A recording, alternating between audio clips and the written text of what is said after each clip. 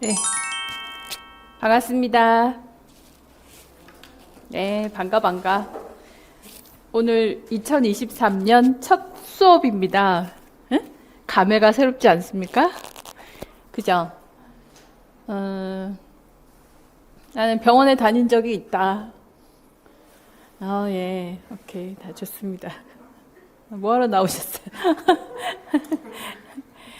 어, 뭐, 오랜 생각을 했다? 아니면 뭐, 갑자기 생각을 해봤다? 저는 갑자기 보건교사를 해야겠다라는 생각을 했어요. 뭐 여러 가지 이유가 있었겠지만, 병원 생활이 힘들다기보다 이게 정상적인 생활이 안 되겠구나라는 생각을 한 게, 그때는 항암 치료하시는 분들을 간호사가 다 이 믹싱을 했어요. 그래갖고 그걸 계속 맡아서 그런지 아기를 낳는 아기마다 NICU에 다 가는 거예요. 7명째 들어가는 거를 보고 이게 아이한테 정말 좋은 환경이 아니구나 이런 생각을 하고, 그럼 나 어떻게 해야 되지? 결혼해서 살아야 되는데 이런 생각을 하면서 일시에 나왔던 것 같아요. 그때 그 당시에 경기도에서 굉장히 많이, 지금보다는 적죠. 근데 많이 뽑아가지고서 옆병동에 있는 친구가 갔어요.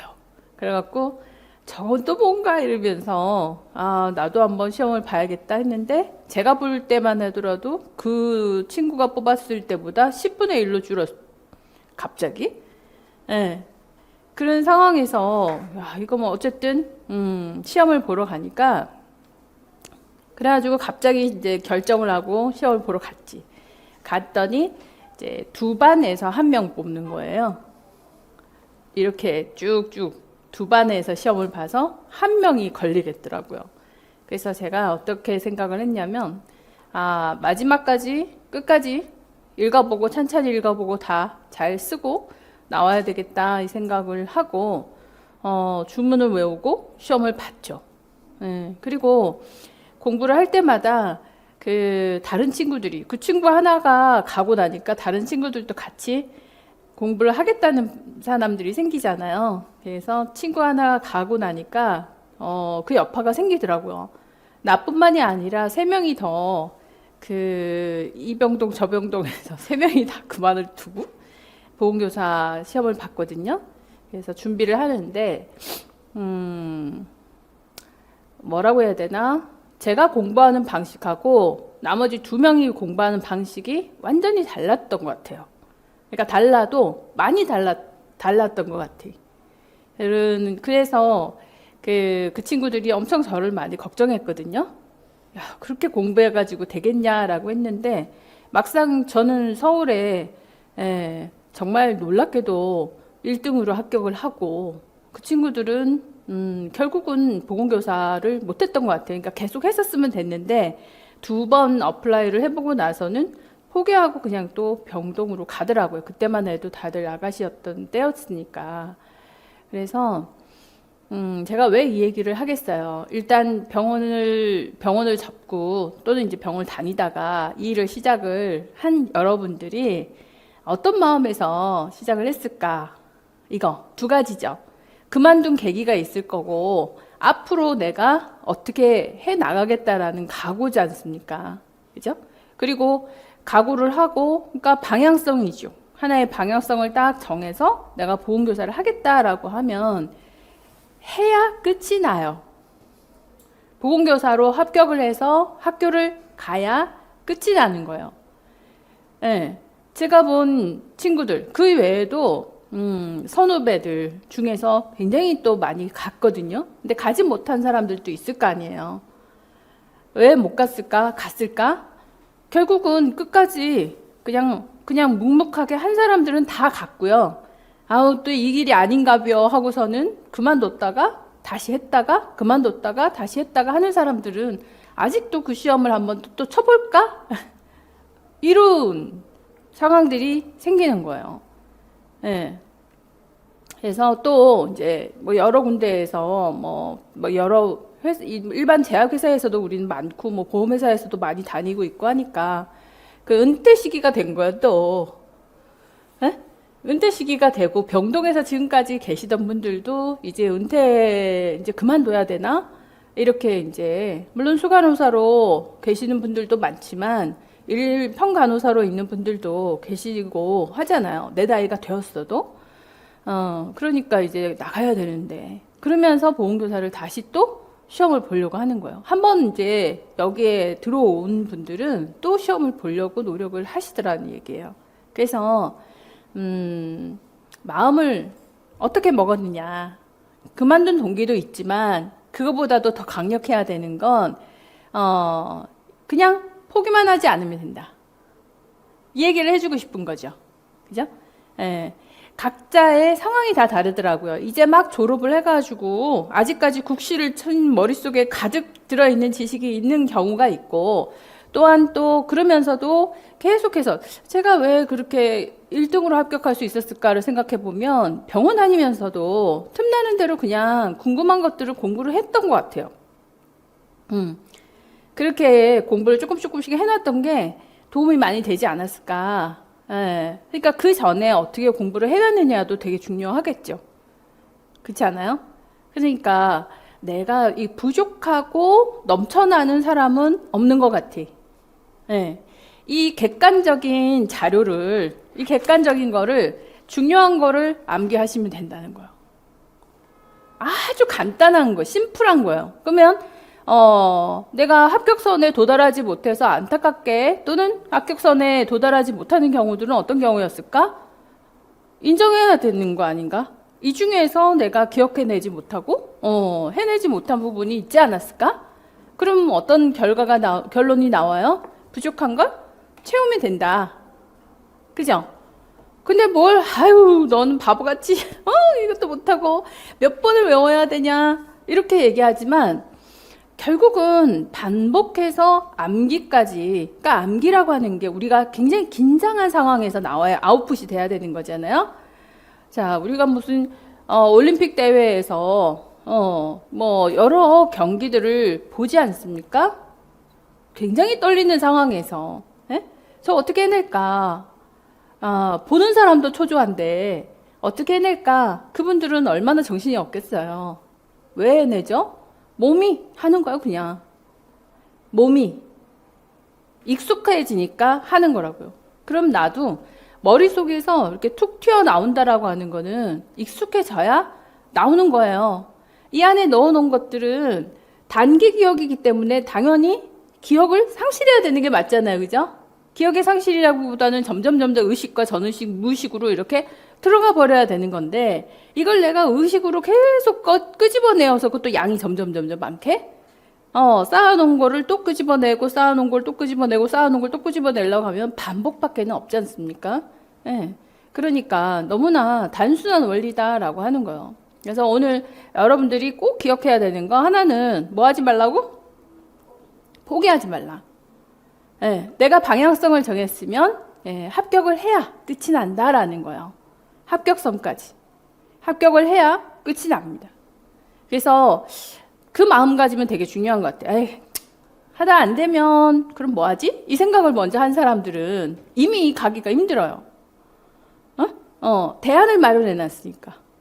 예. 이미 가기가 힘들어. 나는 반드시 저기를 가야겠다라고 생각을 하면 어떻게 하면 가야 될까? 그 과정이 굉장히 더 치밀하고 그 과정이 좀 훨씬 더 힘들어요. 왜? 안 되는 걸 되게 하려니까. 엄청 힘든데 대안을 마련한 사람은요. 이 과정이 그렇게 힘들지는 않아요. 이 사람보다는. 오히려. 네? 왜? 안 되면 다른 대안으로 하면 되니까. 라는 약간의 그 안식처를 갖다 놓고 한단 말이에요. 이 과정은 살얼음판을 가는 겁니다. 시작을 했으면 그 살얼음판을 건너갈 수밖에 없는 거예요. 그래서 그거 하나, 또 하나 기억해야 되는 거, 뭐라 그랬어요? 하나는 포기하지 말라. 또 하나는? 응? 반복해라. 그죠? 반복해라. 익숙해질 때까지. 툭 찌르면 툭 나오게끔. 익숙해질 때까지 반복하는 거. 그래서 이렇게 진도를 이렇게 진행을 해보면, 선생님들이 누적 복습을 할 시간이 없다라고 얘기를 하는 거예요. 누적 복습을 할 시간이 없대. 에? 공부를 해보면 그 과정이 다 빡세거든요. 빡빡하다고 느끼니까 누적 복습할 시간이 없다라고 얘기하는데 눈도장이라도 찍으라라고 얘기를 해드리고 싶은 거예요. 그거라도 보고 넘어가는 거하고 나중에 지금 이 과정, 오늘 지역사회 간호 이론을 하는데 이게 다시 반복되려면 7월이 가야 되거든요. 너무 많은 세월이 가는 거야. 지금 겨울이잖아요. 봄이 지나고 여름이 와야 다시 반복이 되니까 머리가 하얘져가지고 처음 듣는 것처럼 느껴질 수가 있어. 그때까지 반복하지 않으면 다시 시작해야 되는데 그때는 여러분들한테 이렇게 찬찬하게 얘기를 못 해드린단 말이에요. 막 훅훅 지나가야 되는데 그 감당을 어떻게 할 거냐 이거예요. 그래서 차근차근히 계속해서 누적 복습을 하셔야 됩니다. 누적 복습이라는 걸 처음에 공부하듯이 하는 게 아니고 무엇을 봐야 될까라는 키워드 중심으로. 그래서 우리가 적어가면서 하자. 2024년 대비를 위해서 첫 번째.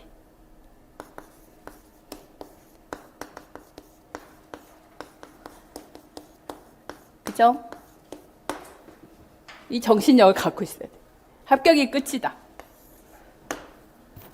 자, 두 번째는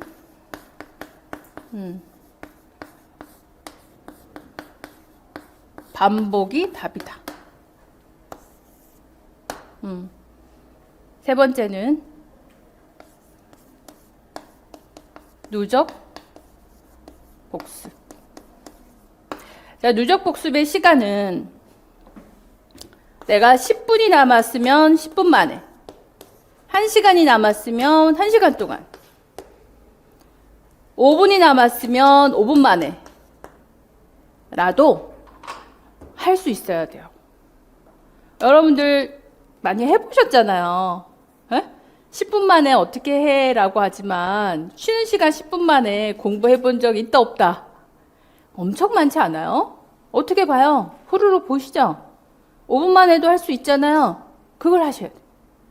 그걸 하셔야 그 다음에 공부와 그 과정이 나가고 또 앞에서 누적 복습 한번 하고 이렇게 해서 앞에 지역사회 간호의 총론은 7월달이 갈 때까지는 세상에 몇 번을 반복하는 거예요.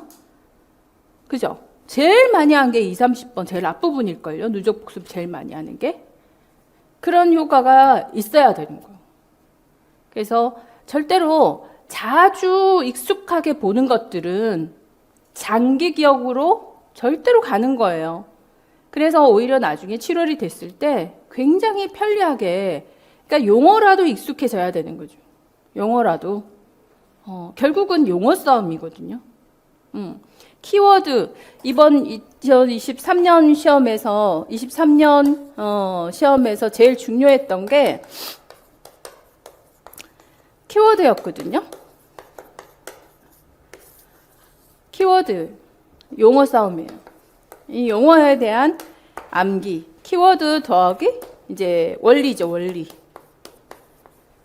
이해가 바탕이 돼야 되는데 이 키워드에 암기가 되어 있지 않고서는, 이 바탕이 되어 있지 않고서는 이게 키워드 위에 원리 이해를 쓰는 거기 때문에, 근거를 쓰는 거기 때문에요. 이게 안 되면 얘가 안 되는 거죠.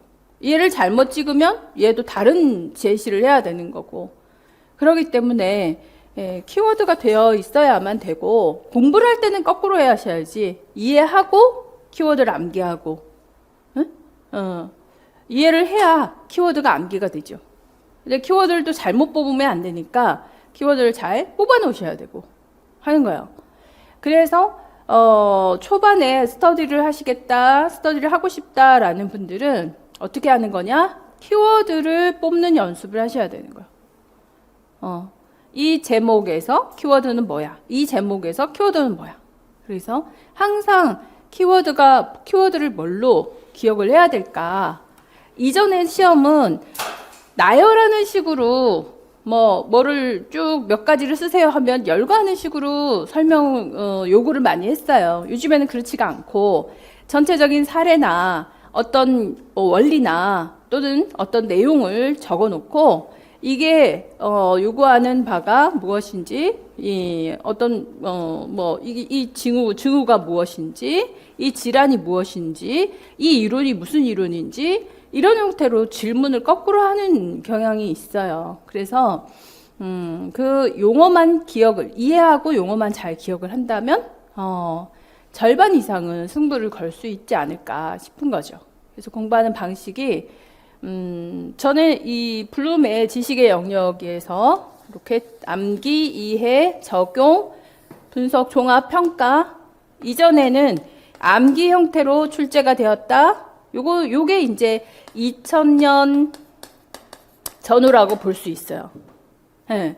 그리고 2013년서부터 이게 그 객관식이 되면서 확장이 돼서 이해 위주로 들어가면서요. 이제는 적용, 종합, 평가. 현재 2024년도가 이해 위주로 출제가 된 게 2018년도 주관식부터 19, 20, 21, 22. 한 5년 정도 원리나 근거 이런 거 위주로 출제가 많이 되었단 말이에요. 그래서 지금은 이제 적용하고 분석하는 2022, 23, 24 뭐 이런 형태 적용 분석까지 들어오니까 문제를 봐도 대답이 선뜻 나오지 않는, 이해가 바탕이 되어 있지 않으면 답을 골라내지 못하는 이런 형태가 되어 있는 거죠. 그래서 같은 내용이지만 문제를 표현하는 스킬이 굉장히 좋아졌다고 해야 되나요? 네. 그래서 앞으로는 적용 분석 종합 평가 부분이 훨씬 더 출제가 많이 될 거라고 생각이 들어요. 그래서 이해가 되지 않으면 안 된다. 그래서 암기식의 열거법, 나열법 이런 거 필요는 하겠지만 암기식으로 출제는 이제 거의 되지 않고 있는 입장입니다. 왜냐? 이전에는 지역이나 성인 부분에서만 출제가 되었다고 한다면 이 20년도 이후부터서요 확장이 되어가지고 아동, 정신, 여성 이 부분에서 또 굉장히 깊이 있게 출제를 해버리니까 이제 굳이 이렇게 암기식으로 출제를 할 필요는 없다 이렇게 된 거죠. 그래서 암기식의 형태보다는 그래도 공부할 것이 범위가 확대가 되어버렸기 때문에 공부할 게 너무 많아요. 그러면 오늘 이 단기 합격 설명회 프린트물 어떻게 1페이지 한번 보세요. 어떻게 1이 사라졌네. 자, 지역에서 단기 합격 프로젝트 보시면 기출분석 2019년도잖아요. 2019년도에 의해서 보면 지역에서 기입 문항이 5문항, 서술에서 이때 논술 문형이 있었어요. 성인, 아동, 여성, 정신에서 골고루 출제가 되었고 그 다음 2020년도 보세요. 이때부터 지금의 형태 기입형 4문제, B형의 기입형 2문제, 나머지 서술 형태 이런 형태가 되었죠. 그래서 보시면 A 타입에서도 B 타입에서도 골고루 출제가 되는데 지역에서 7문항, 성인에서 8문항이라고 해서 15문항이 나왔지만 아동, 여성, 정신에서 14문제가 나와요. 어떻습니까? 그래서 지역 성인의 비율하고 아동, 모성, 정신의 비율이 거의 비슷하죠. 네. 또 2021년도를 보세요. 2021년도에 그 기출 분석을 봐도 지역 성인이 7문항, 8문항이에요. 대체로 성인은 8문항 정도가 되네요. 그죠? 지역은 7개 정도 되고 아동, 여성, 정신에서 요건 10개 정도 출제가 되었어요. 그 다음에 2022년에서도 지역과 성인에서 12개, 아동, 여성, 정신에서 4페이지 합니다. 7개, 11개 정도. 비율이 비슷하죠. 그러면 이번에 2023년도 기출 분석을 해보면 지역에서 8개, 성인에서 4개, 성인이 줄었어요. 12개. 아동, 여성, 정신에서 11개 정도. 1대1 비율이죠, 거의. 네. 자, 이렇게 하다 보니까 아직까지는 아동, 여성, 정신에서 지금까지 지역이나 성인이 출제했던 비율보다는 아동, 여성, 정신에서 출제하는 비율이 엄청나게 많이 남아있거든요. 출제할 거리들이 남아있어요. 그래서 그런 부분들이 하나씩 출제가 다 되어 가고 있다. 그렇기 때문에 용어 중심으로만 출제를 한다 하더라도 충분히 변별할 수 있다라고 하는 거죠. 용어 중심으로 출제를 한다 하더라도. 그리고 용어와 전반적인 이해, 요 2가지로 충분히 변별할 수 있다. 자, 이게 이제 1차 시험이고요. 지금 아직 2차 시험을 치르지 않았지만, 이번 올해 2차 시험은, 작년, 그러니까 2019년도부터 굉장히 많은 그 변화가 생겼는데, 그게 뭐냐 하면, 그 베이스 점수를 주지 않는 거예요. 이전에는 기본 점수라는 게 있었거든요. 기본 점수 위에 면접할 때 몇 점 이렇게 했기 때문에 그래서 점수들이 잘하면 97점, 못하면 95점, 4점 이런 형태였겠지만 지금은 잘하면 99점, 못하면 70점 이렇게 된 거예요. 그러니까 커트라인에서 무려 8.9를 높게 합격하신 분이 불합격이 되는 사례가 나오는 거예요. 작년 사례예요. 합격 커트라인에서 8.9 엄청 잘하신 거잖아요. 예, 근데 2차 면접에서 20점이 깎여가지고 불합격을 하신 거예요. 그러니까 2차의 면접이라고 하는 부분이 굉장히 많이 성장을 해버렸다. 예, 1차의 합격선을 그냥 이렇게 밀어놓고 2차를 아예 처음부터 다시 보는 그런 형태다라고 생각을 하셔도 되실 거예요. 그래서 그런 의미에서도 교육학의 그 중요성은 좀 있겠죠, 그죠? 그리고 평소에 교직관이라든지 아니면 이제 행복한 교육이라든지 이런 잡지책들 있잖아요. 1호로가 나오면 1호로 정리해 놓고, 2호로가 나오면 2호로 정리해 놓고, 3호로가 나오면 3호로 정리해 놓고, 그래서 이미 올해의 시책들이 있죠. 자, 2차 면접도 그러니까 중요하니까 잡지, 교육 잡지 있잖아요. 이런 거 좀 올해 교육 잡지지. 교육 잡지하고 그다음에 이제 그 시책하고 이런 것들을 봐두고 2023년 거로만 나와 있으니까. 근데 새해가 되면 새해 인사와 함께 2024년을 꼭 발표를 하거든요. 시험은 뭐가 나올까? 여러분들이 시험 볼 때는 2차 면접 볼 때 2024년께 나올 거 아닙니까? 그런데 이미 내가 2023년 이전의 것도 알고 있다면 비교까지 될 수 있잖아요. 그래서 이 교육청에 나는 굉장한 관심을 가지고 있다. 이거죠. 그래서 내가 이미 여러분들이 어느 지역을 지원을 할 건가 이런 것들도 좀 생각해 놨다가 이 지역에 있어서의 어떤 시책, 정책적인 어떤 방향 이런 것들 좀 보아두고 나중에 2024년 새로운 신년 인사와 함께 정책이 바뀌었다면 눈에 확 띄겠지. 그게 시험 문제가 되는 거야. 그게 출제 문제가 되는 거라고. 네. 그러면 2차 면접을 준비하면서도 그렇게 심각하게 당황을 하거나 하지는 않는 거예요. 그래서 시간 날 때만 1호로, 그러니까 행복한 교육 1호로 정리. 2월이 되면 또 그 잡지책 보고 2호로 정리. 3월이 되면 3월 정리. 나중에 면접하기 전에 그거 다 정리하는 게 맞다. 1월 달부터 하나씩 정리해 놓는 게 낫겠다. 그죠? 지금부터 정리해 놓으면 훨씬 수월하시겠죠? 관심도 많고 예, 찬찬히 볼 수 있으니까 생각도 많이 하게 되고 그런 것들이 누적돼서 나중에 2차 면접을 할 때는 굉장히 수월하게 또 접근할 수 있지 않을까. 그리고 저는 매년 직강생은 절반이 합격했어요. 최종 합격이. 그러니까 매년. 예. 절반은 합격이에요. 왜 그러겠어요? 1월 달부터 직강생들은 중간에 들어오는 법이 많지 않아요. 많지 않고 1월부터 이렇게 준비하신 분들이 훨씬 더 3대2 정도 비율이 되시거든요. 그래서 1월부터 준비하신 분들의 합격 수준이 훨씬 좋습니다. 그건 차근차근히 이제 하나씩 쌓고 했기 때문이지 않았을까 생각을 해요. 그러니까 여러분들이 지금 저랑 같이 발맞춰 가면서 합격할 가능성이 굉장히 높다는 얘기인 거죠.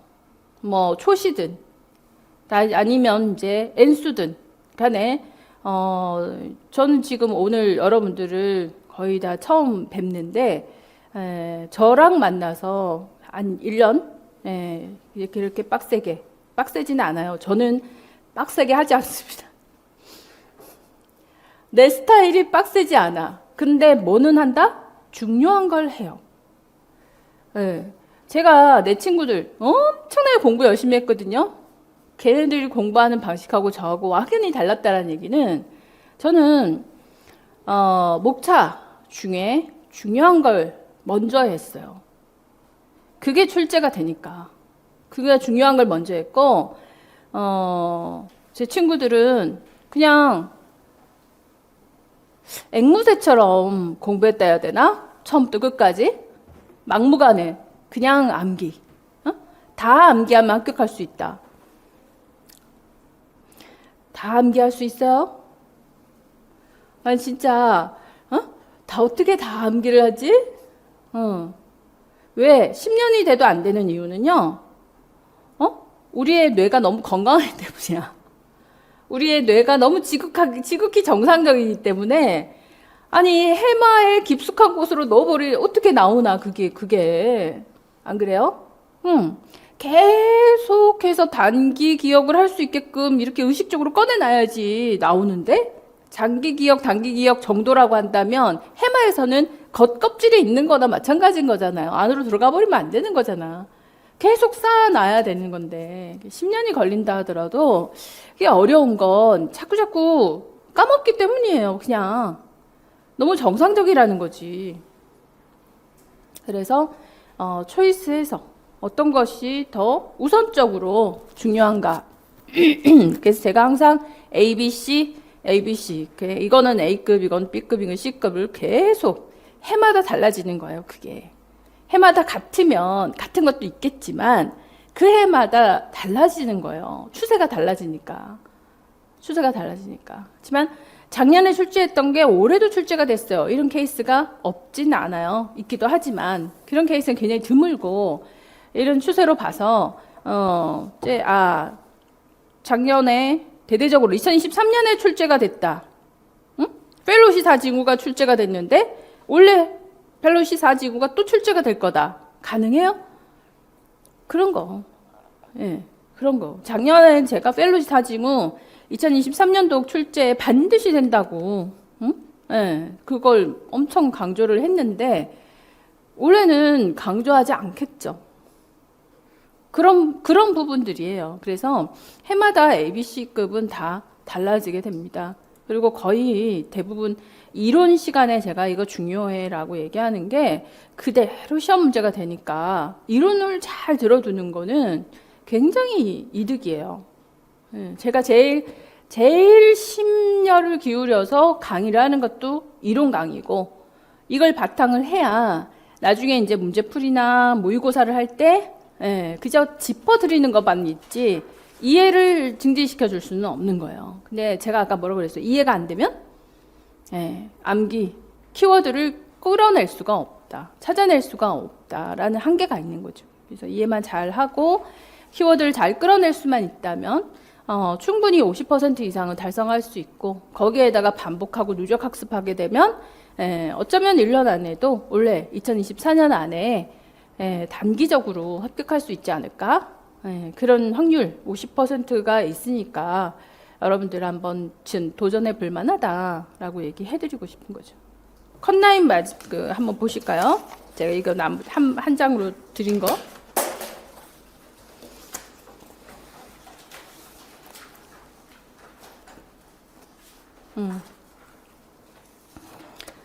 자, 커트라인의 2018년도 서울이 65점이었어요. 그죠? 2019년도도 60점이었어. 20년도 컷라인 59점이었어요. 자, 2021년도에 68점이었습니다. 기록 같은 컷라인이 됐죠. 자, 이렇게 50점대, 60점대, 60이죠. 60점. 커트라인이 60점대. 커트라인이 60이라는 소리는 전공이 몇 점 받으면 된다는 얘기예요? 교육학은 항상 15점이라고 생각하시면 돼요. 15점을 받아야 되는 거고요. 그러면 전공은 45점 받아야 된다는 거잖아요. 45점. 근데 2021년도 보세요. 68점이거든요. 서울만 봅니다. 68점. 22년도 커트라인이 73점. 자, 23년도 커트라인이 무려 82점. 23년도 그 커트라인이 제일 높은 데는요, 울산이었어요. 83.67. 거진 84점에 기암을 초래하는 이런 커트라인이 된 데에는 어떤 요인이 있었겠죠. 갑자기 뻥 실력이 올랐을까? 아니에요. 그래서 이해를 바탕으로 한 키워드 중심으로 이렇게 출제를 하고 나니까 서술형보다는 훨씬 점수가 좋아지는 거죠. 키워드를 쓰느냐 쓰지 않느냐에 따라 가지고. 뭔지 아시겠어요? 이전에 45점, 전공이 45점이면은 합격했던 시절에서는요, 열거하거나 또는 설명하거나 이런 중심이었거든요. 그러니까 열거를 하는 것도 잘 못했고 설명을 하는 것도 잘 표현해내지 못했다라는 얘기인 거죠. 그래서 그렇지만 키워드를 쓰라고 하니까 점수가 이렇게 치솟는 거예요. 그 말은 여러분들이 키워드 정도는 잘 쓸 수 있다라는 내용이고요. 여기에 이 용어 키워드를 찾아내지 못했을 때 또는 기억해내지 못했을 때의 손실은 엄청나게 크다는 얘기죠.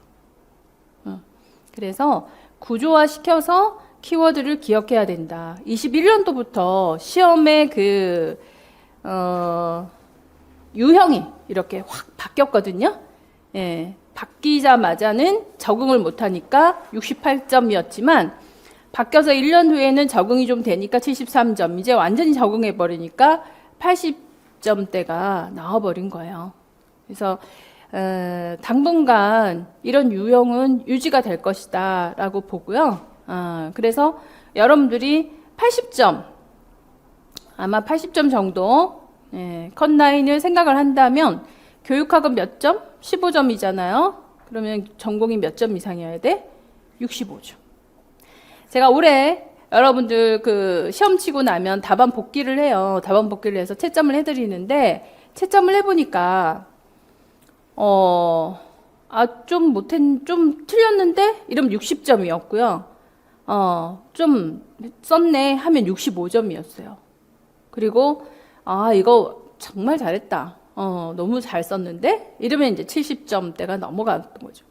그러니까 70점을 받으신 분들은 교육학 이번에 쉬워서 18점씩 받았으니까 88점씩 이렇게 나온 거예요. 그런 분들은 합격을 하셨겠죠. 어디를 쓰든. 네. 70점 넘는 분들은 어디를 쓰든 어쨌든 합격을 하신 것 같고 65점 선에서 아쉬운 분들이 많았죠. 지역에 따라서 아쉬웠고 또는 교육학 점수에 따라서 아쉬웠고 그래서 또 65점 선에서 합격하신 분들도 굉장히 많겠죠. 교육학 점수에 따라서 또는 지역에 따라 가지고. 그래서 60점 커트라인을 받은 사람들은 너무 떨려 했었던 거죠. 그래서 채점을 다 하고 나니까 이 컷라인이 설마 80점까지 올라갈까? 근데 65점 더하기 15점이면 80점이잖아요. 야, 근데 학생들의 써놓은 답안을 보니까 80점도 가능하겠다라고 저는 그렇게 생각은 했거든요. 그런데 컷라인이 80점은 될 것 같아요 라고 하면 너무나도 실망을 해가지고서 2차 준비를 안 할 것 같아서 제가 70점 이상, 커트라인인데 둘 합쳐서 70점 이상은 면접 준비를 하세요 라고 얘기를 했는데 야, 역시 80점 언저리에서 발표가 나기 시작을 하더라고요. 처음 발표한 게 79점 세종이었거든요. 그래서 세종에서 79점, 그래서 아, 이거 장난 아니다 이렇게 생각을 했죠. 23년도. 그래도 23년도만큼 커트라인이 올라갈 것 같지는 않은데, 이제 또 교육평가원에서 파악을 했을 거예요.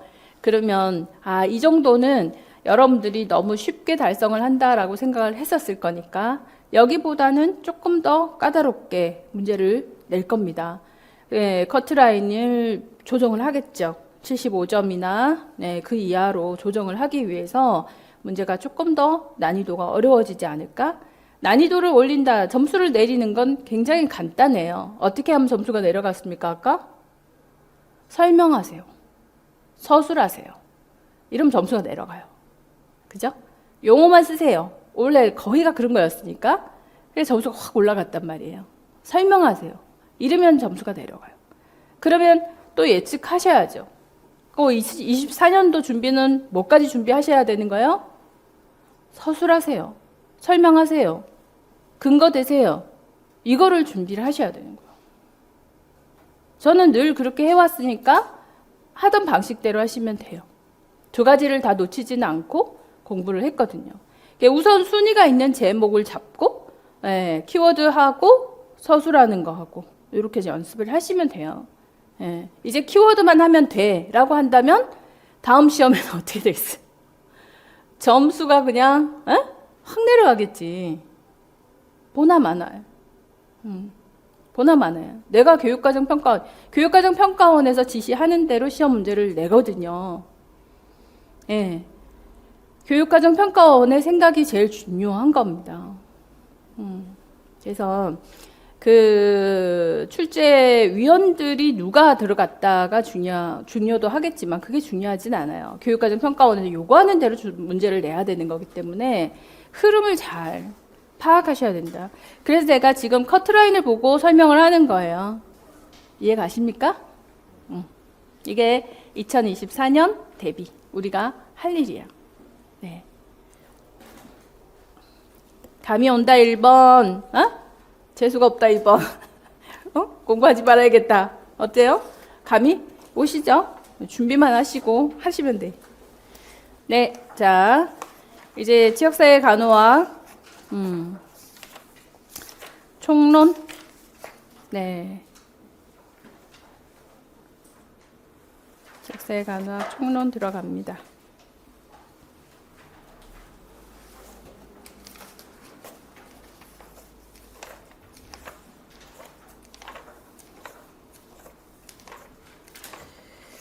총론 부분에서 또 요즘에 계속 출제가 되고 있는 상황인데,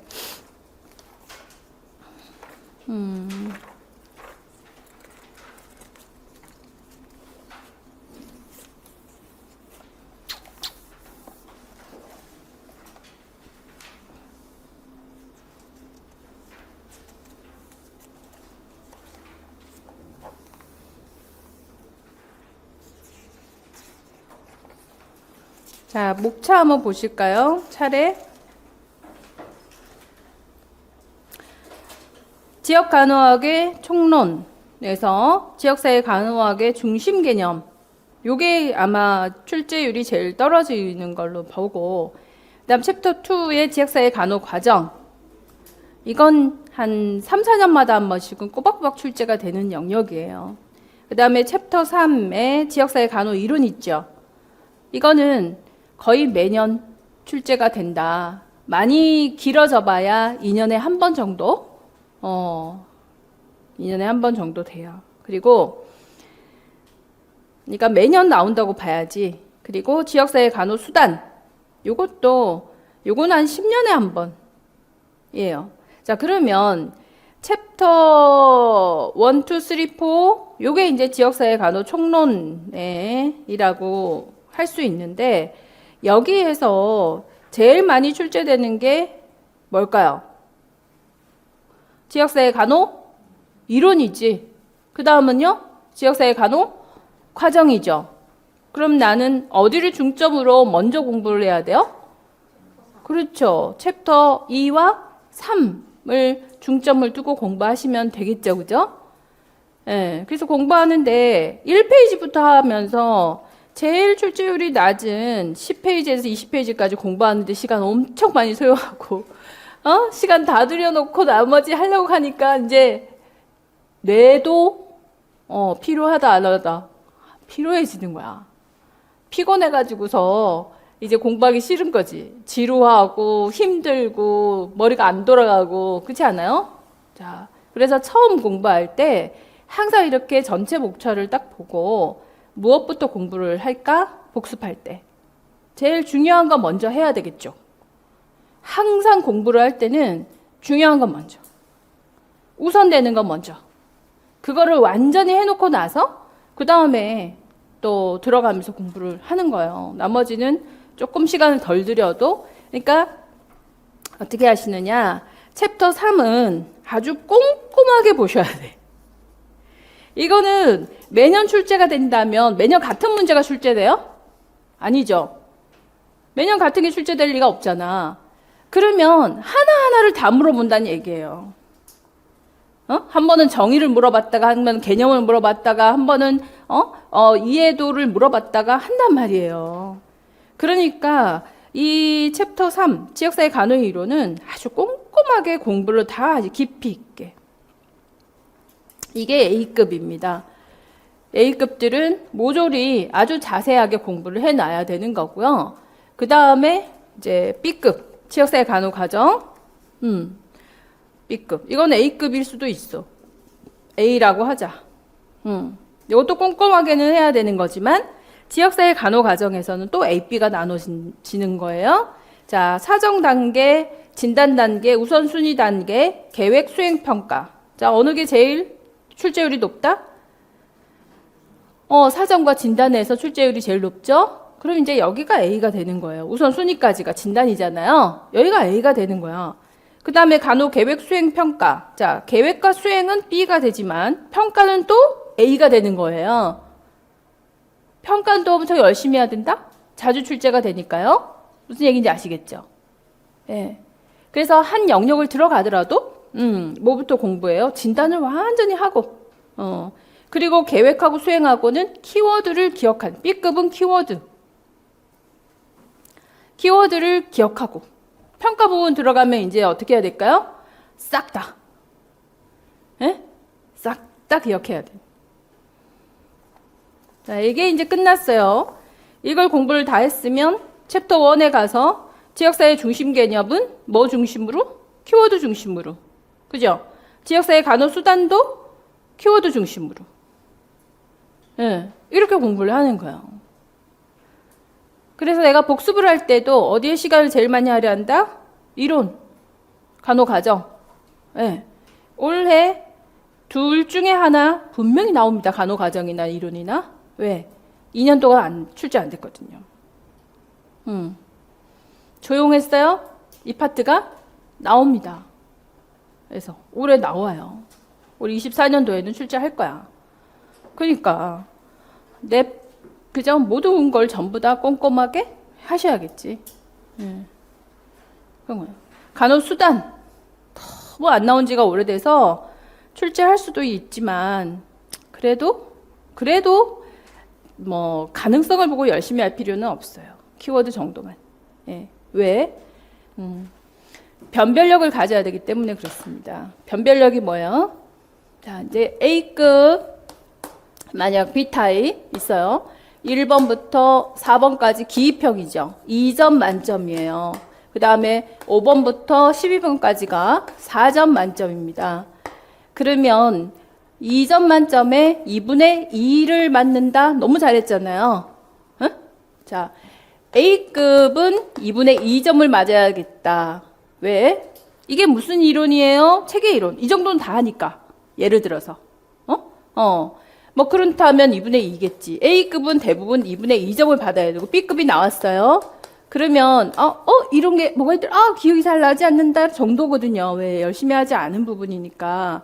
그러면 2분의 1점을 받아도 괜찮은 거예요.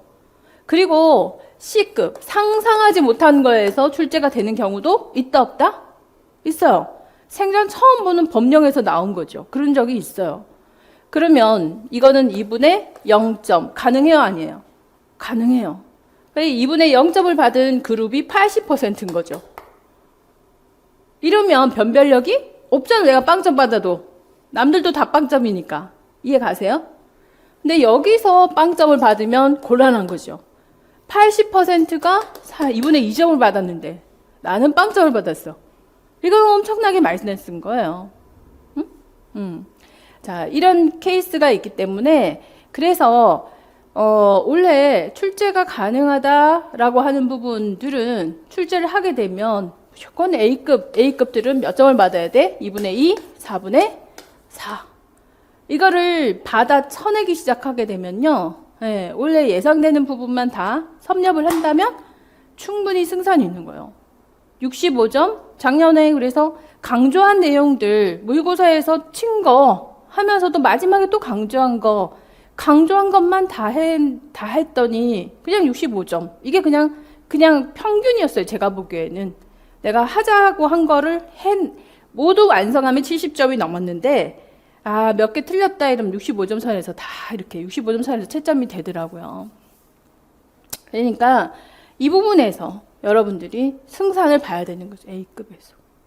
B급들은 변별력이 없어요. 2분의 1점, 4분의 2점, 4분의 1점 이런 거니까 요 정도는 또 다 쓰거든요. 다 못 쓰지는 않아. 요 정도는 쓰면 여기까지는 변별력이 없고 C급들을 빵점 받는다 또는 4분의 1점 정도 받는다 4분의 0.5점 정도 받는다 이것도 일반적인 거기 때문에 그래서 사실 B급, C급으로는 변별을 가지기가 어렵습니다.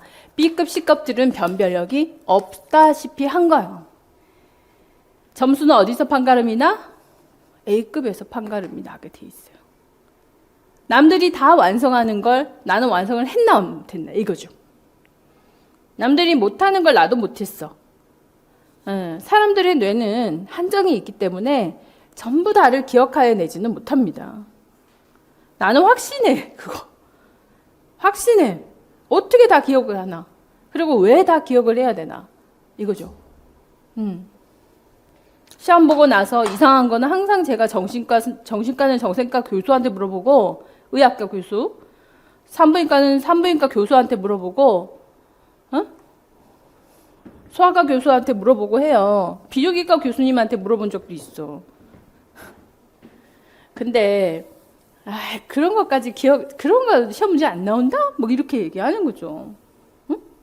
그런 것까지 기억할 필요는 없어. 뭐 이런. 의사들이 하는 얘기예요. 근데 간호학과에서는 시험을 그런 문제가 나올 수도 있는 거거든요. 그러니까 그걸 어떻게 맞추겠어요? 맞추는 사람 이상한 거지. 그런 문제들이 21년도부터 20년, 21년, 22년, 3년도에 걸쳐서 출제가 됐어요. 23년도에는 그런 문제가 없었어요. 그래서 점수가 올라간 거예요. 그래서 점수를 내리는 방법은 설명하라 하면 내려가고 C급을 많이 내면 점수 내려가요. 커트라인 내려가요. 올해는 C급이 거의 나오지 않았어요. 그래서 알만한 내용들이 나왔다 이렇게 되는 거예요. 그렇지만 누가 정확하게 썼느냐 차이는 어디서 난다? A급에서 차이가 나는 거지. 뭘 공부해야 되는지 아시겠죠? 그래서 전체를 보고 그 다음에 내용을 보고 암기하고 이게 바람직하지 않을까 생각을 합니다. 자, 그런 의미에서 지역사회 간호학 들어갑니다.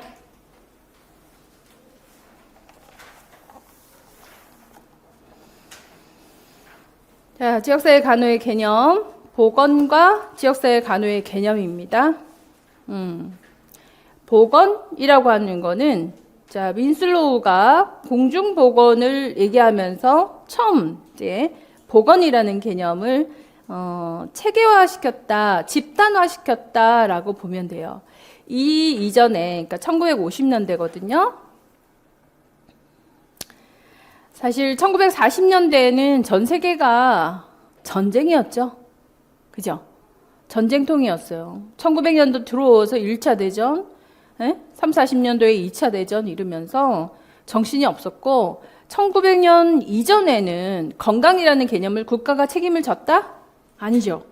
왕권 제도였거든요. 왕권들의 마지막.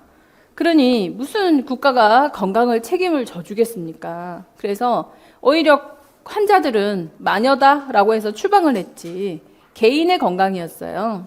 그런 개념이 50년도 들어오면서 이제 체계화되면서 집단의 건강과 이제 국가, 나라, 국민의 건강을 생각하기 시작했죠. 그거를 집대화시킨 분이 윈슬로우예요. 공중보건이라는 개념으로 발전을 시켰죠. 그래서 지역사회의 조직적 노력을 통해서라고 해서 조직이라는 표현을 썼고요. 건강과 안녕을 증진, 수명을 연장하고 질병을 예방하는 과학이고 기술이다라고 해서 상당히 그 과학이라고 하는 것과 예방이라고 하는 용어를 쓰기 시작했다는 거죠.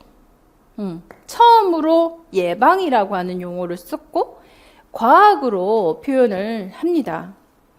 그래서 지역사회에 조직적 노력을 해야 된다라고 했고 이 조직적 노력, 예방 어느 부분을 강조했을까요? 환경, 위생. 이게 아주 그 당시에는 획기적인 거였어요. 환경, 위생. 물을 끓여 먹고 주변을 소독하고 청소하고 이것만으로도 수많은 병을 예방할 수 있다. 감염병, 그때 창궐했던 건 감염병이었으니까 이걸 예방할 수 있다. 그래서 환경위생관리와 또 감염병 관리 그리고 보건교육이라는 개념을 가지고 온 거죠. 개인위생에 대한 교육 또 그죠? 개인위생에 관한 교육 보건교육 의료나 간호사 사업을 체계화시키기 시작했고 제도의 개발을 시작했고 제도의 조직화를 이제 시행하기 시작을 합니다.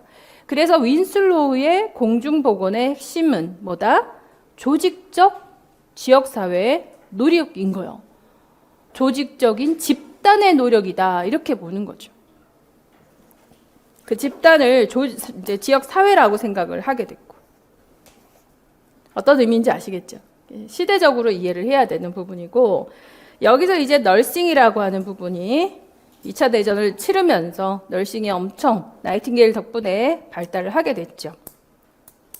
그래서 임상간호뿐만이 아니라 지역사회 간호가 이루어져야 된다. 개인, 가족, 조직, 즉 산업장, 학교, 지역 주민 모두 포함을 시켰어요. 그리고 보건은 정부 주도 하에 간호 목표 도달을 하게 되는 거죠. 그래서 방문 활동 이런 것들이 정부에서 시도되기 시작을 하게 되는 거예요. 이래서 지역사회 간호를 이해하자면 임상간호, 보건간호, 지역사회 간호 이렇게 이해를 해야 되는 거고 그 중에 이제 임상간호는 우리가 이해할 수 있어요. 병원 가서 회복하는 거에 의미를 준다고 한다면 보건이라고 하는 간호는 누가 주도를 해서 한다 그랬습니까? 정부가 주도해서 하는 사업이에요. 조직적인 노력인데 정부가 해요. 정부가. 그래서 효율적이기 위해서는 대상자를 누구를 대상으로 사업을 한다? 선택적인 인구 집단인 거죠. 집단이라는 개념을 처음 가지고는 왔는데 선택된 인구 집단이었어요. 누굴 선택해야 했을까? 쉽잖아요. 고혈압군, 당뇨군, 결핵군 이렇게 그렇게 1차원적인 집단, 선택된, 그리고 또 영세민, 노인, 이런 형태로 선택된 인구 집단을 대상으로 감염병 예방을 1차 진료를 한 거예요. 세금으로.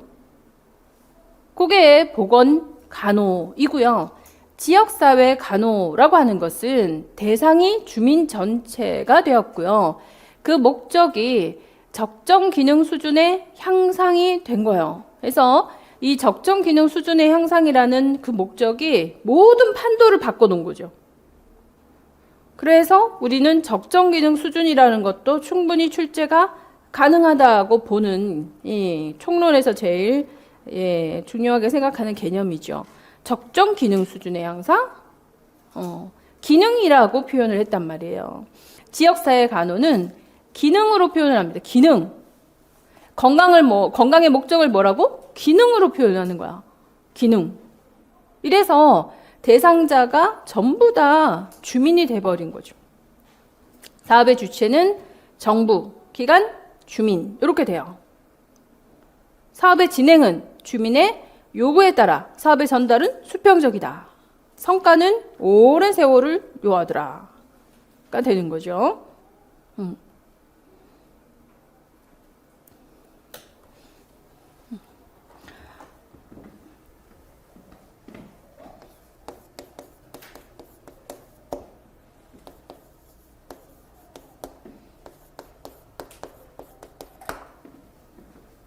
자, 목표가 달라요.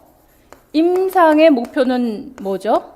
지금 현재 나타나는 증상의 회복이에요. 그죠? 보고는요.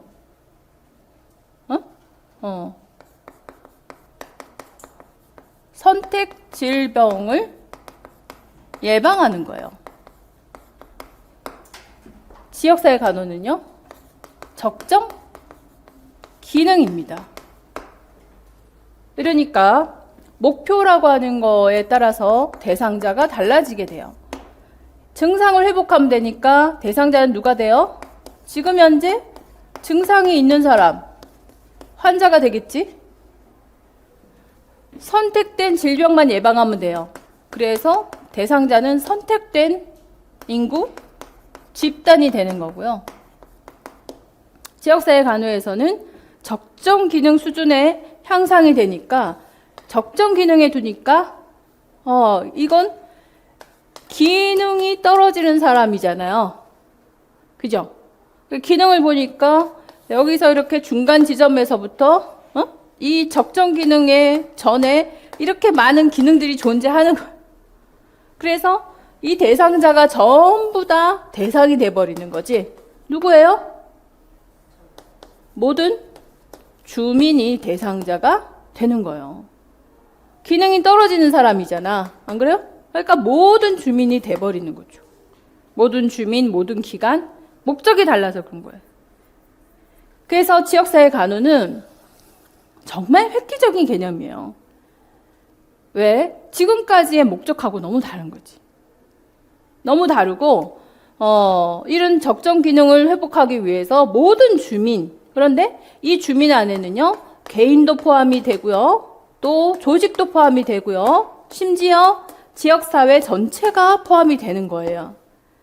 그래서 처음으로 집단이라고 하는 개념에 건강이라는 것을 적용시킨 개념이죠.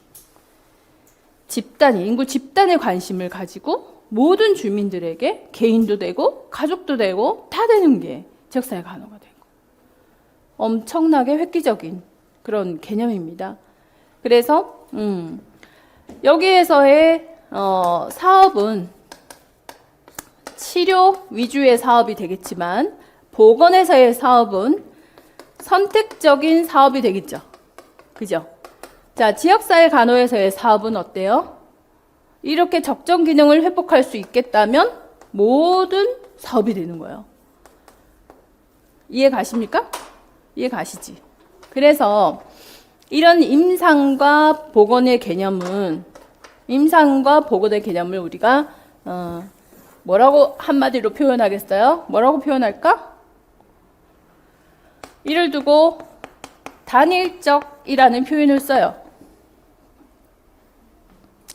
지역사회 간호는요, 적정 기능에 관심을 가지고 모든 주민을 대상으로 어떤 사업도 적용을 가능하게 하겠다.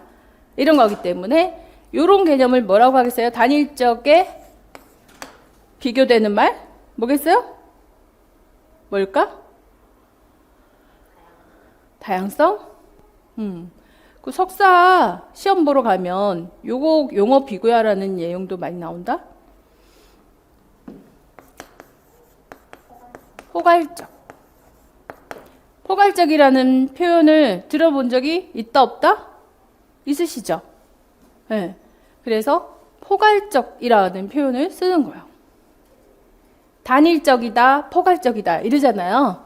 그래서 단일적인 이유는 딱 정해진 것만 해결할 수 있기 때문에 정해진 대상에게 정해져 있는 선택된 어떤 사업만 적용하기 때문에 단일적이라고 얘기하는 거예요. 그 외에는 관심이 없음. 내 지역사회 간호는 모든 주민의 적정 기능을 향상시키기 위해서 모든 기능에 집중하다 보니까 모든 사업을 해야 되는 거예요. 그래서 포괄적인 사업이다. 이렇게 표현하는 거죠. 그래서 처음으로 이 포괄성을 가진 개념이 나온 게 지역사회 간호예요. 그래서 획기적이다라고 할 수 있는 거죠.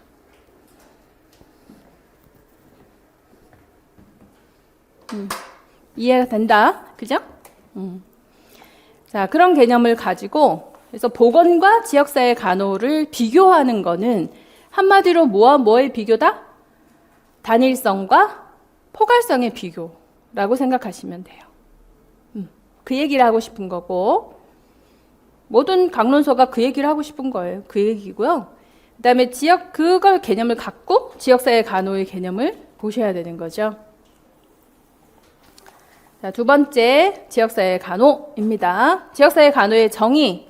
자, 지역사회 간호는 간호학, 보건학, 지식과 기술을 통합해서 인구 집단의 건강을 유지 증진하는 것이 목표고 포괄적이고 보편적이며 집단에 국한되지 않고 특정 연령, 자, 특별한 집단에 국한되지 않는다 이러잖아요. 그죠?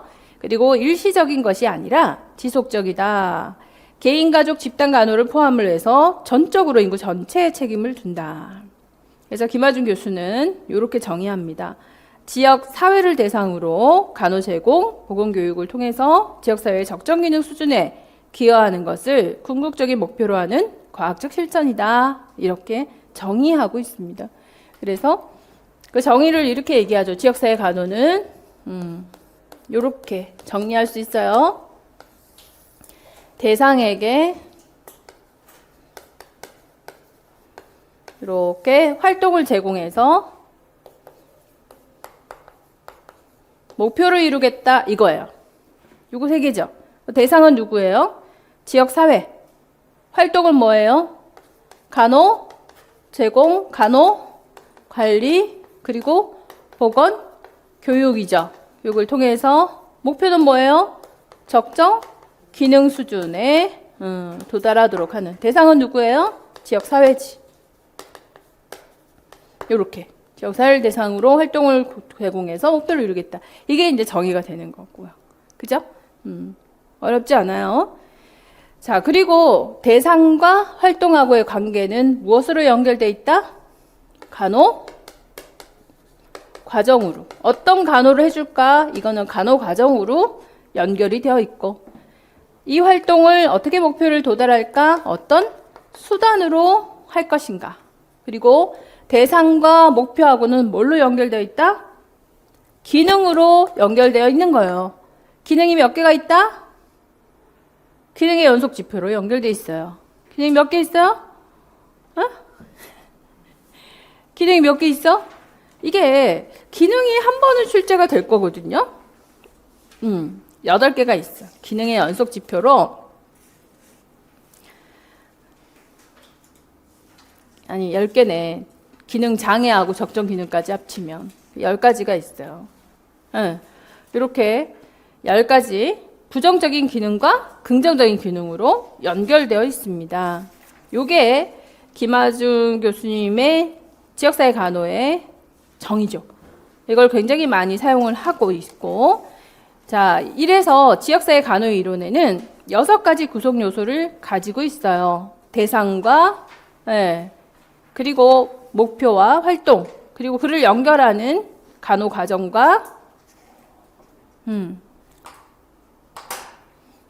기능의 연속 지표들이 있죠. 자, 이래서 어떻게 표현하느냐 12페이지 보시면 지역사회 간호 대상은 해부학적이고 생리학적 인간이 아닌 간호학만이 가지는 인간에 대한 관점, 기능으로 보는 인간인 거죠. 기능으로 이해하는 인간이고요. 그래서 굉장히 역동적인 인간이다. 그리고 간호 행위는 3가지입니다. 간호 제공, 보건교육, 관리. 목표는 기능이죠. 적정 기능 수준의 향상. 그럼 대상과 간호 행위하고의 관계는 뭘로 연결되어 있다? 간호 과정으로 연결되어 있다. 이거죠. 그래서 거기에 가로 해놔야 되겠죠. 간호 과정. 기입형으로 나올 수 있겠지. 그리고 간호 대상인 지역사회와 목표하고 적정기능 수준하고의 관계는 가로로 연결되어 있다. 가로 안에 들어가는 건 기능의 연속 지표로 연결되어 있다. 자, 그리고 간호 행위인 간호 제공, 보건교육 관리, 적정기능 수준하고의 관계는 가로로 연결되어 있다. 뭐죠? 간호 수단으로 연결되어 있다. 이거죠. 그 중에 가장 가능한 거. 자, 간호 과정, 기능의 연속 지표, 간호 수단 중에 출제가 된다면 제일 중요한 건 기능의 연속 지표. 요건 셋 중에서 더 출제 가능성을 갖고 있는 거예요. 왜냐? 90년대에 계속 출제가 되었던 내용이니까. 기능의 연속 지표. 자, 6가지 구성 요소로 되어 있고요. 자, 그리고 이 지역사회 간호 대상 뭐였어요? 지역사회였죠. 이 지역사회를 하나의 어떤 체계로서 본다면 체계의 구성 요소는 인구, 구성물, 자원과 환경, 상호작용, 목표, 경계 이렇게 얘기해 볼 수 있어요. 지역사회를 하나의 체계로서 생각을 했을 때 구성 요소입니다. 대상의 구성 요소는 인구, 자원, 환경, 상호작용, 목표, 경계다. 이렇게 볼 수 있다. 자, 그러면 첫 번째 지역사회 간호의 개념에서 우리가 꼭 기억해야 되는 건 단일적이다, 포괄적이다라는 개념. 그죠? 그거 비교하면 되고 지역사회 간호 구성 요소에서 제일 의미가 있는 건 기능의 연속 지표다. 이렇게 보는 겁니다. 기능의 연속 지표. 그게 목표가 되니까. 자, 그걸 가지고 13페이지 갑니다. 앞에 내용도 어렵다 쉽다? 쉽죠? 이렇게 정리해가면서 가시면 돼요. 그러면 머릿속에서 외울 거 안 외울 거 딱 정리가 되니까 쉽지. 자, 챕터 2. 지역사회 간호의 목표, 건강입니다. WHO의 목표가 건강의 목표가 있고요. 지역사회 간호에 건강이 있어요. 그 외에도 우리가 많이 거론되는 건강이 스미스의 건강 모형이 있고 라논드의 건강장 모형이 있어요. 그래서 이 건강의 개념들이 또 목표가 아까 제일 중요하다 그랬잖아요. 그래서 이 중에서도 출제거리가 될 수 있다. 자, WHO의 건강이라는 개념은 1948년도가 대표적이고요. 획기적이었죠. 그리고 98년도 5월에 제네바에서 이제 건강의 개념을 완성시켜 놨어요. 그래서 WHO에서의 건강의 개념을 쓰라고 한다면 몇 년도 걸 써야 돼? 98년도. 제네바 회의에서 사용한 건강의 개념을 제시하는 겁니다. 아마 제네바라고 얘기 나올 거예요. 98년도라고. 자, 48년도의 건강 개념은 왜 굉장히 획기적이었냐? 그 이전의 건강은 신체적인 거에만 관심을 가지고 있었는데 요때부터 건강의 개념에 뭐를 포함했어요? 정신, 사회. 예. 아니, 신체적인 건강, 정신적인 건강, 사회적인 건강을 외쳤죠. 지금 너무나 당연하지만 정말 당연하지 않았던 시대였습니다. 그래서 정신, 사회적으로, 그러니까 단지 질병이 없고 허약하지 않다 뿐만 아니라 그것만이 아니라 신체, 정신, 사회적으로 완전 안녕 상태를 말한다라고 표현을 한 거예요. 획기적이었고, 자, 그러면 여기서 98년도, 이 98년도에 5월에 제네바에서 98년도면 어떤 개념들이 이제 들어오기 시작했냐면 선진국에서는 98년도부터 심내혈관 질환으로 사망하는 얘가 많아졌거든요. 에? 이제 뭐 홍역 때문에 사망하는 애들이 있었겠어요? 감염병은 어디가 결핵도 아니고, 근데 배불러가지고 당뇨병 생겨갖고 심내혈관 질환으로 사망하는 얘가 늘어나는 거예요. 이걸 어떻게 해결할까? 그래서 건강 증진이라는 개념이 스물스물 나올 때쯤이었어요. 그래서 건강의 개념이 싹 다 바뀌었죠. 예, 그 정도가 됐을 때 전 세계적으로 건강에 대한 개념이 혁명을 이룬 거나 마찬가지예요. 건강 증진 개념이 나오면서. 그래서 건강은 단순히 질병이 없거나 허약하지 않은 상태만을 의미하는 것이 아니라 신체적, 정신적, 사회적, 그리고 영적으로 완전한 상태다. 사이에 뭐가 들어갔어? 역동적인 상태다. 이렇게 얘기를 하고 있습니다. 완전한 역동적 상태다. 이렇게 얘기를 하고 있죠. 왜? 사회적인 활동도 해야 되니까. 거기에 맞춰서 아주 역동적인 다이나믹한 스테이트를 말하는 거예요. 다이나믹한 스테이트, 또 컴플리트한 스테이트가 되는 거죠. 다이나믹하고 컴플리트하고. 그런 의미를 제시하고 있어요. 자, 지역사회 간호의 건강에서는 테리스가 건강과 질병은 연속적인 개념이야. 아프다가도 괜찮고 괜찮다가도 아프고 뭐 하는 개념이야 라는 정도로 얘기가 되었었고요. 프레시맨은요, 기능의 연속 지표로 표현을 하고 있습니다. 출제된 적이 있죠? 이 프레시맨은 그 기능의 연속 지표에서 긍정적인 기능 그리고 부정적인 기능 이렇게 얘기를 하고 있어요. 그래서 그림처럼 14페이지 그림처럼 이 순서를 암기하셔야 됩니다. 암기해라 라고 하는 거는 이 내용 자체는 A급이에요. 여기서 기능 장애, 불구, 외상, 초기 경고, 긴장, 중간, 자기인식, 대처, 성장, 자아 실현, 적정 기능. 그래서 중간 지점을로 생각을 하고 오른쪽으로 갈수록 긍정적인 기능이고 왼쪽으로 갈수록 부정적인 기능이잖아요. 그래서 자기인식, 대처, 성장, 자아 실현, 적정 기능 수준 이렇게 긍정적 기능, 긴장, 초기 경고, 외상, 불구, 기능 장애 이렇게 부정적 기능. 화살표를 그릴 수 있겠죠? 오른쪽으로 갈수록 긍정적이다. 왼쪽으로 갈수록 부정적이다. 이 모든 기능을 정의할 수 있으셔야 된다.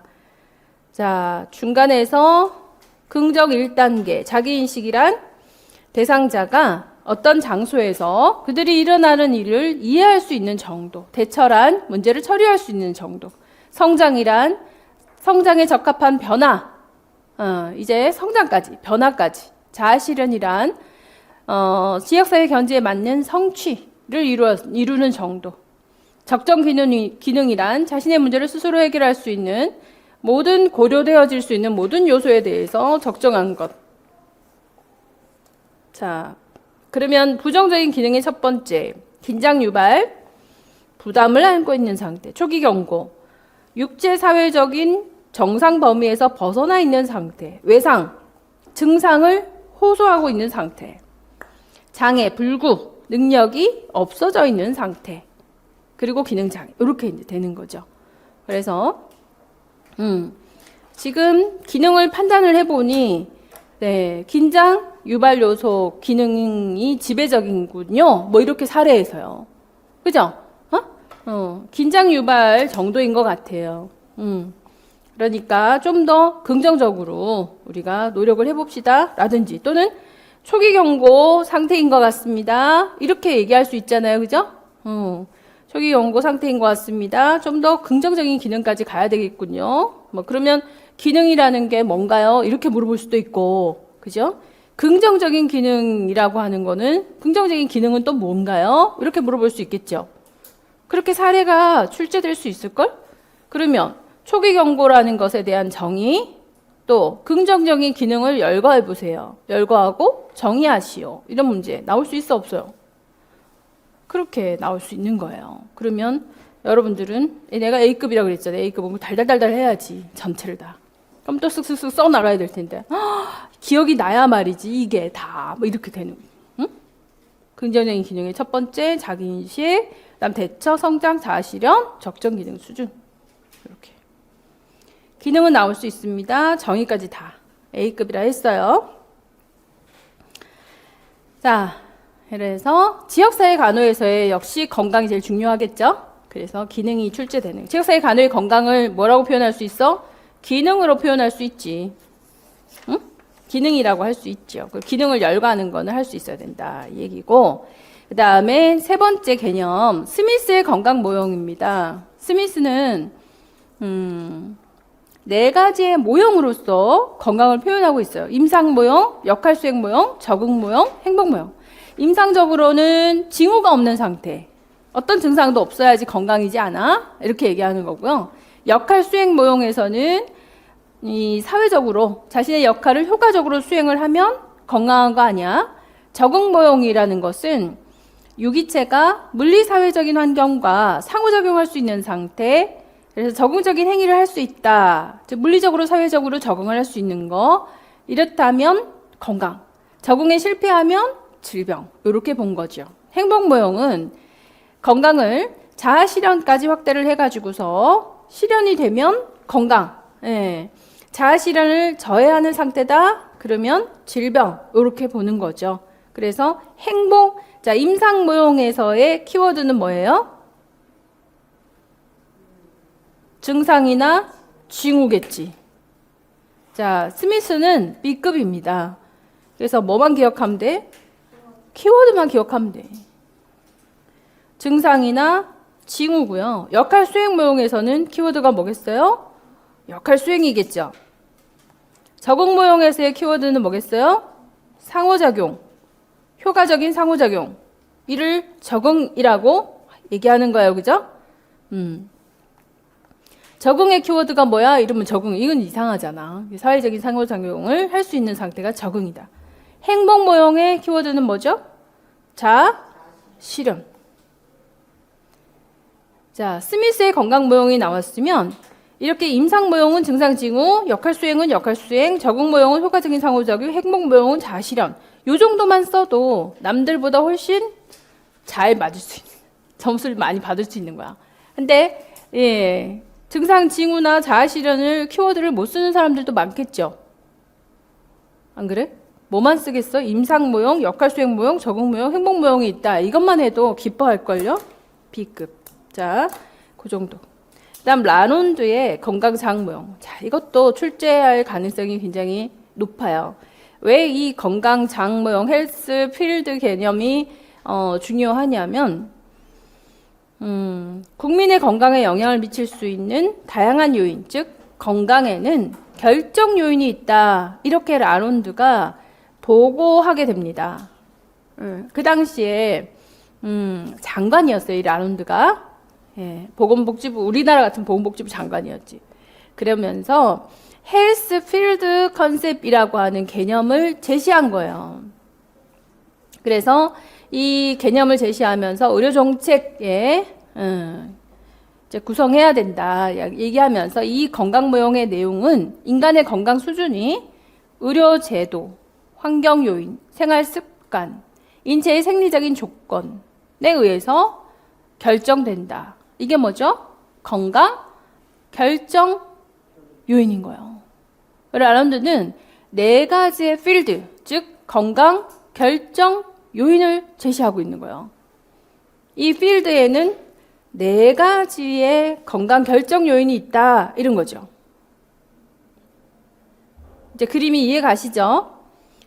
이 건강을 결정하는 요소는 의료 제도요, 환경 요인이요, 인체의 생리적인 부분이요, 그리고 뭘 얘기하고 있어?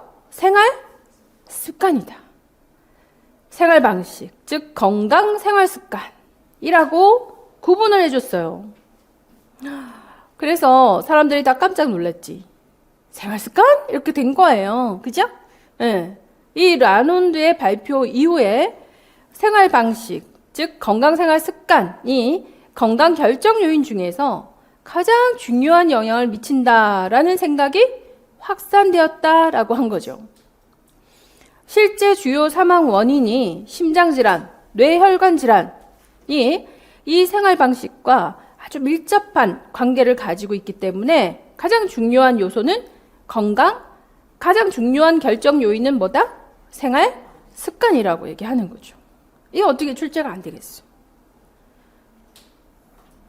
그러니 기회평으로 나온다면 생활 습관이 나올 것이고, 그죠? 아니면 서술형으로 나온다면 네 가지 결정 요인을 쓰라 이렇게 나오겠죠? 그죠? 네 가지 결정 요인을 쓸 수 있어야 되고, 그 다음에 그 중에 가장 중요한 요소는 생활 방식. 조금 더 점수를 떨어뜨리고 싶으면 뭐까지 나올 수 있냐면 이 의료제도 필드 안에 포함되는 개념들 있죠. 요인들 있죠. 의료제도의 요인에 포함되는 요소들 있죠. 다 3개씩 가지고 있죠. 의료제도에는 뭐가 포함되어 있어? 예방, 치료, 재활. 내용은 결코 어렵지 않은데 눈길이 잘 안 가서 이것까지 기억하는 사람들이 많지 않더라는 얘기예요. 기억하셔야 되는데. 자, 인체 생리에는 뭐가 들어가죠? 노화, 유전, 내부 구조. 이게 있어요. 어렵지는 않은데 쳐다보지 않으면 기억을 못해요. 환경은 사회물리적인 심리적인 환경이니까 쉽지. 자, 그러면 가장 중요하다는 요인, 생활 습관에 포함되는 요소는 뭐가 있죠? 직업 요인, 여가, 기호, 섭취가 들어있어요. 먹는 게 들어가 있는 거죠. 그리고 여가 선용이 들어가 있어요. 직업이 들어가 있고. 이렇게 필드를 만들어서 건강 결정 요인을 구분 짓고 있는 거예요. 그래서 4가지의 건강 결정 요인과 그 세부 요소들 있죠? 몇 개 있어? 12개. 요 12개를 다 기억해 주셔야 되는 거죠. 이게 시험 문제가 돼서 참 저는 이건 분명히 나온다고 계속 얘기하고 있는 거예요. 24년도에도 노려볼 만한 내용이에요. 그래서 앞서서의 내용보다 지금 이 건강 부분에 있어서는요, 지역사회 간호의 목표죠. 이 목표에 대해서는 출제할 거리가 많습니다. 이건 정말 중요하죠. 결국은 이 목표라고 하는 거는 건강이라는 개념이에요. 그죠? 이 건강을 WHO에서는 이렇게 표현을 했고, 가장 일반화되어 있는 거죠. 그래서 이게 나온다면 1998년도 제네바에서의 그 정의를 얘기해야 되는 거고, 그리고는 스미스, 라론드. 스미스의 모형은 4가지가 있었어요. 그죠? 4가지 키워드 기억하시면 되고, 자, 라론드는 이렇게 필드 개념으로 건강의 장이라는 게 있는데, 건강 결정 요인 몇 개? 4가지. 이 중에 제일 중요한 요소는 생활, 습관이라고 얘기한 거예요. 그리고 이 결정 요인 4가지의 하부 요소들이 있었죠. 하부 요소 몇 개씩? 3개씩 있었어요. 그러니까 이 중에 그리고 지역사회, 그리고 기능의 연속 지표였죠.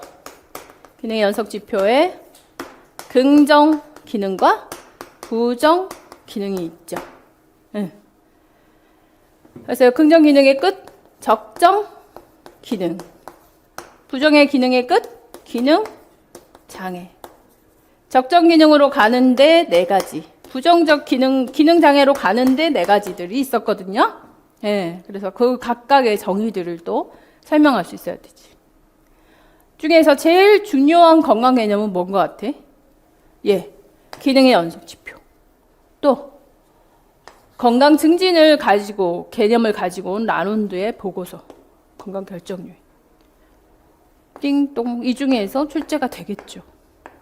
얘들이 출제가 될 수도 있지만 출제가 되면 이거는 우리가 그냥 기억하고 있는 대로 대강 중점만 제시해서 쓰면 돼요. 그렇지만 이게 나올 가능성이 크겠어? 이게 나올 가능성이 크겠어? 당연히 얘네들이 딱 준비하고 있는 애들이에요. 24년도에 준비하고 있는 애들이라. 자, 그래서 제일 중요하다는 개념, 적정 기능 수준의 향상. 16페이지 보시면 이 적정 기능 수준의 향상은 자, 정의, 절대적 개념이 아니라 상대적인 개념으로 보고 있고 건강을 임상적인 관점이 아니라 기능적인 관점으로 보고 있고 개별적 인간 중심이 아니라 인구 집단을 대상으로 하고 있다라는 특징을 가지고 있는 거예요. 네. 그래서 적정 기능 수준이란 고려될 수 있는 모든 요인에 대해서 최대한으로 이룰 수 있는 기능. 정의 기억하시고 여기에 영향하는 요소가 키워드만 기억하시면 돼요. 정습, 유보, 환사. 정치적인 영향, 습관적인 영향, 환경적인 영향, 유전적인 영향, 사회경제적인 영향, 보온으로 전달 체계의 영향. 정습, 유보, 환사. 그렇게 영향 요소가 있다. 영향 요소는 키워드만 제시하시면 되고 적정 기능 수준의 정의를 기억하셔야 되고 지역사회 간호의 건강의 특징을 설명할 수 있어야 돼요. 세 가지 특징을 가지고 있지. 절대 개념이 아니라 상대적인 개념으로 가지고 있고 임상적인 관점이 아니라 기능적인 관점으로 보고 개별 인간을 대상으로 한 게 아니라 인구, 집단의 건강을 정의하고 있다. 그래서 지역사회 간호 건강의 특징입니다. 이게. 굉장히 큰 특성을 가지고 있는 거예요. 이렇게 정리해 볼 수 있어요. 자, 두 파트 진행을 해봤는데 어떻게 공부하는지 아시겠죠? 네? 제가 공부하는 방식을 얘기하면서 얘기해 드린 거예요. 우선적인 거에 그리고 집중을 하고 A급은 아주 세밀하게 기억을 해 두셔야 된다. 하지만 B급은 키워드 그리고 C급은 읽고 넘어가야 돼요. 제가 계속해서 이렇게 반복해 드릴 거예요. 오늘 A급이니까 다 기억하세요 하면은 전체를 시간을 주고 기억을 하셔야 되는 거고요. B급이다 하면 키워드, C급이다 하면 읽고 넘어가는 정도. 네. 그래서 이 책에서 제가 C급들은 이제 많이 줄여서 정리를 해서 책이 많이 줄었어요. 이제 C급보다는 A급, B급 중심으로 해서 또 정리를 해놓은 거예요. 앞으로 성인하고 아동 모성 정신하고 다 이렇게 지금 정리하고 있는데 중요한 거 위주로 찍어 드릴 거니까 그렇게 같이 공부하시면 돼요. 좀 공부하기 편하시겠죠, 이러면. 쉬었다가 할게요.